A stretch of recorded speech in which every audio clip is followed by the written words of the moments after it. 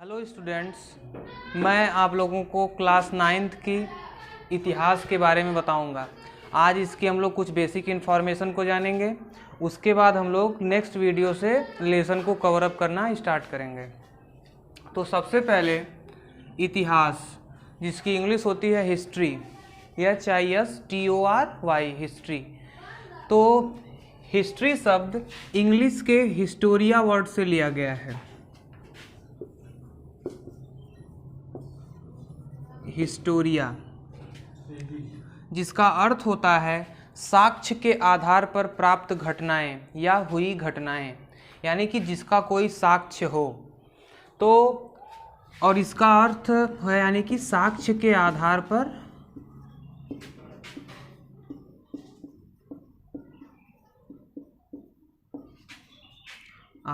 पर हुई घटनाएं।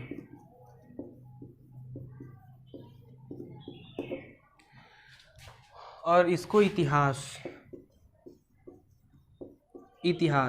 यानी कि इति धन हास, जिसमें इति का अर्थ होता है घटनाएं, हास का अर्थ होता है लोग, यानी कि लोगों के साथ घटी हुई घटनाओं को इतिहास कहते हैं, जिसका कोई साक्ष्य हो।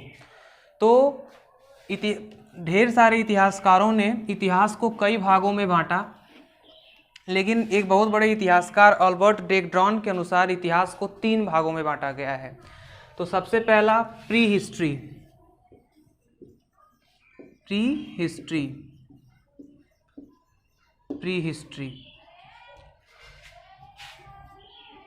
यानी कि प्रागैतिहासिक काल।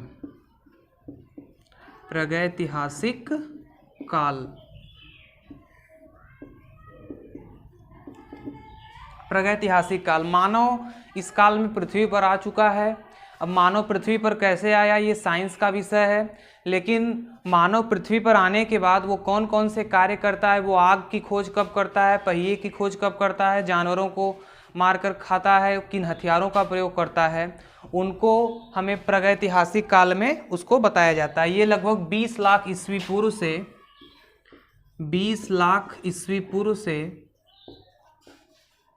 800 ईस्वी पूर्व तक की बातें हमें बताई जाती हैं। 20 लाख से 800 ईस्वी पूर्व, यानी कि जब तक आर्य भारत में प्रवेश नहीं करते हैं। दूसरा है प्रोटो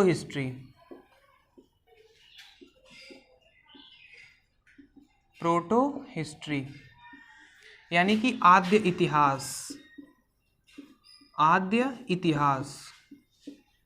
इतिहास का नाम वेदों के अनुसार रखा गया है। आद्य इतिहास में वेदों के बारे में बताया जाता है और सिंधु घाटी की सभ्यता। तो सिंधु घाटी की सभ्यता, मोहनजोदड़ो की सभ्यता, ढेर सारी सभ्यताओं के बारे में समझाया जाता है, लेकिन इसकी डिफिनीशन कुछ इस प्रकार से जाती है कि इसकी लेखनी हमारे पास है, लेकिन उस लेखनी को हम लोगों ने आज तक नहीं पढ़ पाया है, जो कि उस लेखनी को यानी कि उस लिपि को गोमुद्रिका लिपि नाम से जाना जाता है, जिसे इतिहासकारों ने गोमुद्रिका लिपि कहा है, जिसे आज तक हम लोगों ने 2020 में भी इस लिपि को पढ़ा नहीं जा सका है। तो थर्ड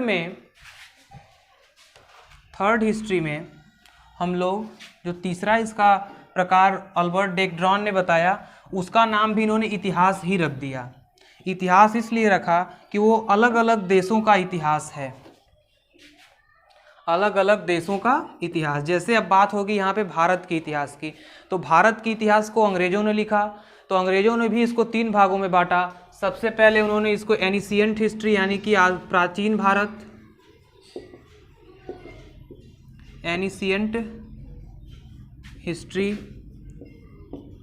यानी कि प्राचीन भारत। नेक्स्ट सेकंड है मेडिवल हिस्ट्री, और थर्ड है modern history of India. Modern history. Ancient history में अशोक के अभिलेखों को बताया जाता है, जिसमें चंद्रगुप्त मौर्य, शुंग और शांक वंश, हर्षवर्धन वंश और ढेर सारे डायनेस्टीज को बताया जाता है। मेडिवल हिस्ट्री को मुस्लिम कालीन भारत कहा जाता है, जिसमें सबसे पहले हमें लोदी वंश, गुलाम वंश